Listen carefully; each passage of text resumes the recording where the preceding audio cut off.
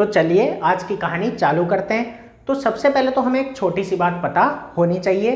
वो छोटी सी बात आप में से बहुत से लोगों को पता भी होगी, लेकिन हो सकता है कुछ लोग ऐसे हो जिन्हें ना भी पता हो। तो आइए एक बार अच्छे से डिस्कस कर लेते हैं ताकि सबको पता लग जाए। तो देखते हैं कि बात क्या है। तो बात यह है कि मान लेते हैं हमारे पास है x, ठीक है, हमारे पास कौन है, x है, और इस x को हमें डिवाइड करना है 9 से, ठीक है, इस x को हमें 9 से डिवाइड करना है। अब आगे बढ़ने से पहले हमें यह समझना है कि हम x की जगह पे क्या रख सकते हैं। तो हमें x की जगह पे रखने हैं एनी पॉजिटिव इंटीजर, कि x की जगह हम कोई भी पॉजिटिव इंटीजर रख सकते हैं, ठीक है, मतलब अलग अलग पॉजिटिव इंटीजर रख सकते हैं। अब बात आती है कि पॉजिटिव इंटीजर होता क्या है, ठीक है। तो देखो, तो इंटीजर होता है एक ऐसा नंबर जिसमें डेसिमल ना हो। इंटीजर क्या होता है, ऐसे नंबर जिनमें डेसिमल ना हो। फिर यहाँ आ गया पॉजिटिव, तो ऐसे सभी पॉजिटिव नंबर जिनमें डेसिमल ना हो, ठीक है, सभी पॉजिटिव नंबर यहाँ आ जाएंगे जिनमें डेसिमल नहीं होगा।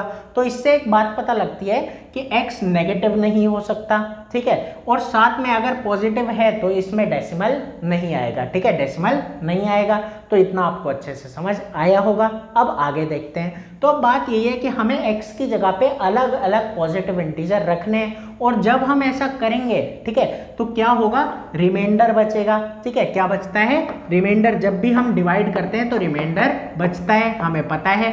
अब आगे देखते हैं। तो बात यही है, हमें यही जानना है कि अलग अलग पॉजिटिव इंटीजर जब हम रखेंगे तो कौन कौन से ऐसे नंबर हैं जो रिमाइंडर की जगह पे बच सकते हैं, मतलब किन किन नंबर के आने के चांसेस हैं रिमाइंडर की जगह पे।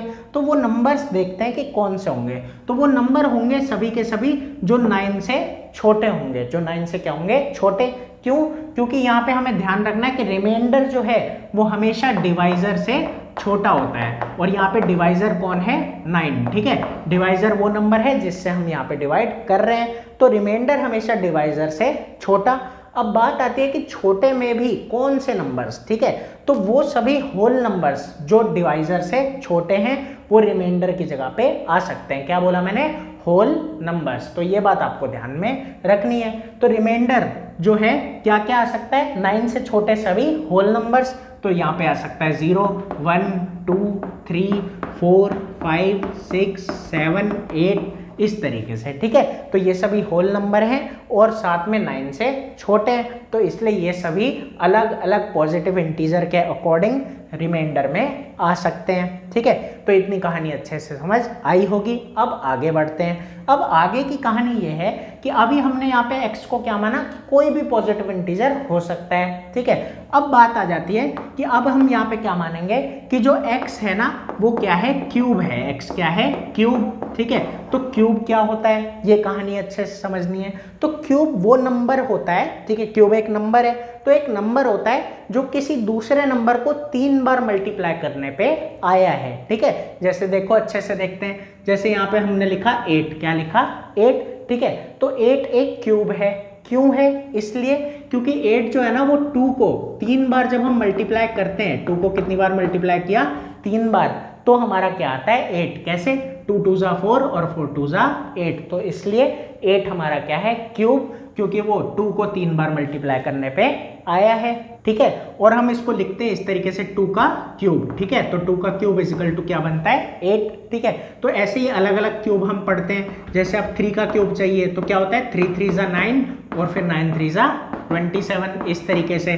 फिर अगर कोई कहता है 4 का क्यूब तो क्या बोलोगे, 4 4 जा 16 और 16 4 जा कितना होता है, 64, ठीक है। ऐसे ही कोई कहेगा 5 का क्यूब तो क्या बोलोगे, 5 5 जा 25 और फिर 5 जा 125, इस तरीके से। अब कोई कहता है 6 का क्यूब तो क्या बोलोगे, 6 6 जा 36 और फिर 36 को 6 से मल्टीप्लाई करोगे तो ये आ जाएगा 216, इस तरीके से, ठीक है। ऐसे ही जब आप 7 का क्यूब करोगे तो क्या आएगा, तो 7 7 जा 49 और फिर 49 को किससे मल्टीप्लाई करना है, 7 से, और ये आपका आ जाएगा 347। तो ऐसे ही अब 8 का क्यूब जब निकालोगे तो 8 8 जा 64, ठीक है, और फिर 64 को किससे मल्टीप्लाई करेंगे, 8 से, और ये आ जाएगा 512। फिर हमें निकालना है 9 का क्यूब, तो ये क्या आ जाएगा, 9 9 जा 81 और फिर 81 को 9 से मल्टीप्लाई करेंगे तो ये हमारा आ जाएगा 729। और फिर कोई कहता है 10 का क्यूब, तो ये इस तरीके से आ जाएगा 10 इंटू 10 इंटू 10, ठीक है। तो ये कितना बनेगा 1000 बन जाएगा। तो इस तरीके से हम क्यूब निकालते हैं कि ये हर क्यूब कैसे आया, किसी एक नंबर को 3 बार मल्टीप्लाई करके आया है। तो इतना आपको समझ आया होगा कि क्यूब क्या होता है, ठीक है। अब आगे देखते हैं। तो अगर x हमारा क्यूब है और उसे हम 9 से डिवाइड करते हैं, ठीक है, तो जो रिमाइंडर बचेगा ना, जो हमारा क्या बचेगा रिमाइंडर, तो वो या तो क्या बच सकता है 0 बच सकता है, ठीक है, या तो क्या बच सकता है 1, या तो क्या बच सकता है 8, इसके अलावा कुछ नहीं बचेगा। मतलब ये जो 2 है 3 है 4 है 5 है 6 है 7 है, ये सब क्या होंगे हट जाएंगे, ठीक है। कब, जब x हमारा क्या होगा क्यूब। तो बात यही है कि अगर आपको 3-4 नंबर दे दिए जाएंगे और पूछा जाएगा कि इनमें से कौन सा क्यूब हो सकता है और कौन सा नहीं, तो आप कैसे बताओगे, 9 से डिवाइड करोगे। अगर गलती से इनमें से कोई रिमाइंडर बच गया तो वो कभी भी क्यूब नहीं हो सकता। अब एक बात और है कि 0, 1 और 8 बच जाने का ये मतलब नहीं होता कि वो क्यूब होगा ही होगा, ठीक है। क्यों नहीं होता ऐसा मतलब, ये भी समझना जरा। तो बात ये है, देखो जैसे अब 18 है, तो 18 को जब 9 से डिवाइड करोगे तो 0 आ जाएगा, लेकिन क्या 18 किसी का भी क्यूब है, नहीं है। तो इस तरीके से है कि ऐसा कंपलसरी नहीं है, ठीक है। ये बात है कि जो क्यूब होगा उसे हम अगर डिवाइड करेंगे तो या तो 0 आएगा, या तो 1 आएगा, या तो 8 आएगा।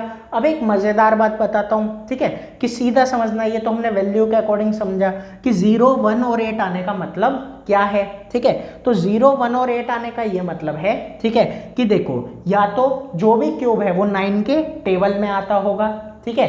अब 1 आने का क्या मतलब है कि जो भी क्यूब है वो 9 के टेबल में जो आता है उससे एक ज्यादा होगा, ठीक है। और 8 आने का क्या मतलब है कि जो भी नंबर 9 के टेबल में आता है उससे एक कम है। ऐसे बोल सकते हैं, या तो 8 ज्यादा है या 1 कम है, ये दोनों बातें बोल सकते हैं। तो इसमें आपको मजा आया होगा कि या तो क्यूब 9 के टेबल में आ जाता है, या तो क्यूब जो 9 के टेबल में आता है उससे एक ज्यादा, या फिर जो 9 के टेबल में आता है उससे 8 ज्यादा या 1 कम, ठीक है। तो ये बात आपको अच्छे से समझ में आई होगी। अब आगे देखते हैं। तो यही आपको याद रखना है कि जब भी हम किसी भी क्यूब को 9 से डिवाइड करते हैं तो या तो 0 आता है, या तो 1 आता है, या तो 8 आता है, कहाँ पे, रिमाइंडर में, ठीक है। तो ये बात आपको अच्छे से समझ आई होगी, मजा आया होगा।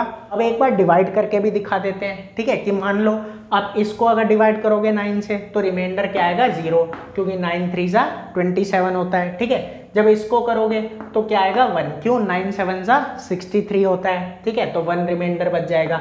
जब इसको करोगे तो कितना आएगा 8 आएगा, ठीक है। कैसे आएगा, देखो हमें 125 को करना है किससे, 9 से, ठीक है, दिख रहा होगा आपको, ठीक है। तो 125 को 9 से करना है, तो यही 9 1 जा 9, ठीक है। तो ये कितना बच गया 3 और 5 35, उसके बाद 9 3 जा 27, तो ये कितना बच जाएगा 8 बच जाएगा, ठीक है। तो इस तरीके से 018 बचता रहेगा, ठीक है, और यही रिमाइंडर में आता है। तो ये कॉन्सेप्ट आपको अच्छे से समझ आ गया होगा। तो फिर आगे भी मिलेंगे अच्छी शॉर्ट ट्रिक और कॉन्सेप्ट्स के साथ। तो फिर मिलेंगे अगली वीडियो में जो इससे भी ज़्यादा मज़ेदार होगी। अभी के लिए इतना ही।